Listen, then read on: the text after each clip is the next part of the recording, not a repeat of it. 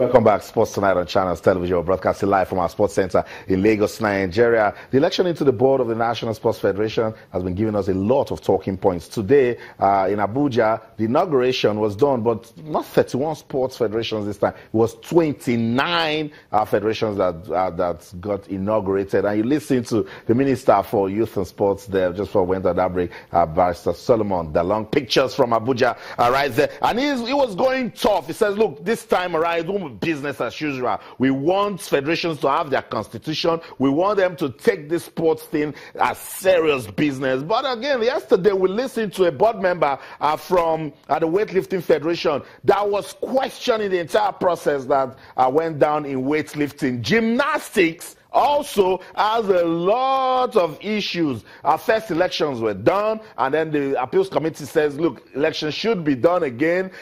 They protested. Appeals committee said, okay, let's see what we come out of this. Talks went on and on and on, back and forth, and then today, at a rerun, elections were done.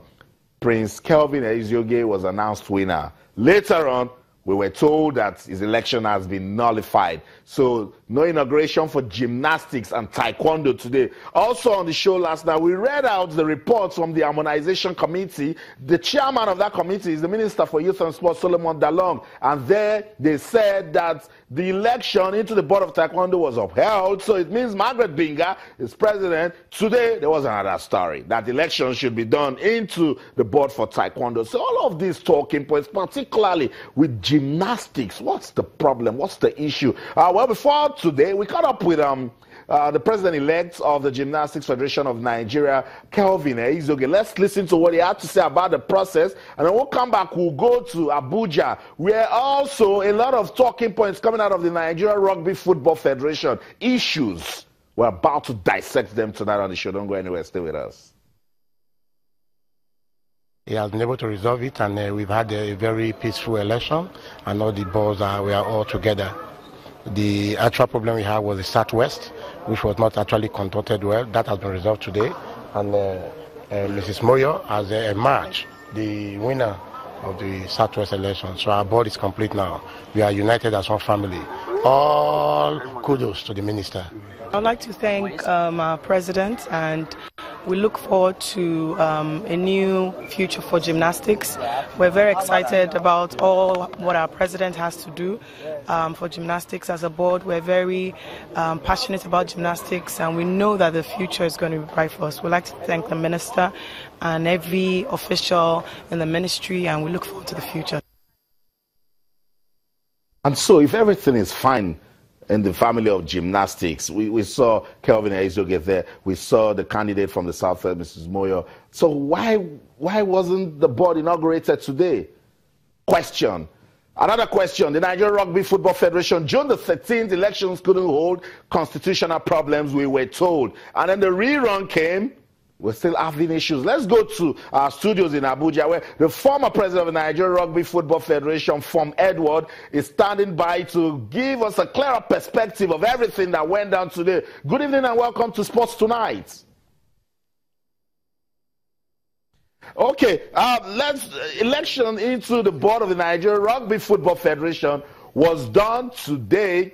What's your opinion on the entire process?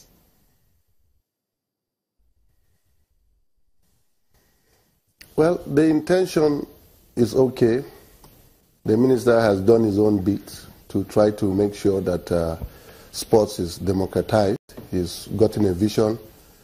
I think it's the rollout that has its own intricate problems and intricate issues. I don't seem to want to understand why certain decisions were taken. I'm not here to judge why those decisions were taken, but I just don't seem to understand them. And hopefully one day the air will clear itself due to people's participation and people's attitude towards the sport itself.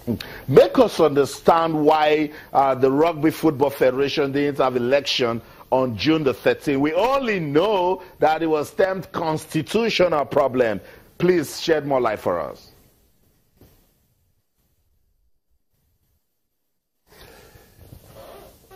When we got on board in 2013, we had issues with the international community who insisted that our point of contact was irregular with the Rugby Federation, with the Rugby International Federation. How we got on board was irregular, and it contravened the international best practices norm. We fought this, we appealed to them. Over a series of months, it lasted like 1 year. Now they find out that, okay, innocently we came on board because we didn't know the governance system. We promised them, we made them believe that we were true to our words and we would make sure that Nigeria will conform with international best practices, seeing as we've gone for seminars, seeing that we've gone for workshops, seeing that we've been invited to go to World Cup and we've done general assemblies, seeing as most especially they have sent their own to come and educate and enlighten us on the international best practice in our governance system. We did that. We have the secretary of the NOC, assuaging to that fact, saying fully well that, okay, come next elections, Nigeria will do the same. We have a constitution that was generated based on a visit that an international federation observer came in more of enlightening the Nigerians on how to do a proper governance system. In the context of what was discussed that day, we have people who agreed to it, clubs who represented their, delegates who came in as captains and coaches who represented all the then 29 playing clubs in Nigeria, agreed that henceforth they would use the General Assembly processes to conduct their elections. They signed their signatures. In 2015, the Second General Assembly, and mark you, Nigeria hasn't done anything like General Assembly before. So it was all new to the board, it was all new to the delegates that came by way of captains and coaches. However, we were able to successfully do it in 2014. Again, in 2015, we came and had what is called a constitution review. We reviewed it. The executive of the NRFF was given the mandate to update the constitution where it affected the electoral processes, which was missing in the first one. We did that. 2016 didn't see a General Assembly because 12th of December every year is the date slated for General Assembly. There was this national holiday. We couldn't meet up until the 4th of February.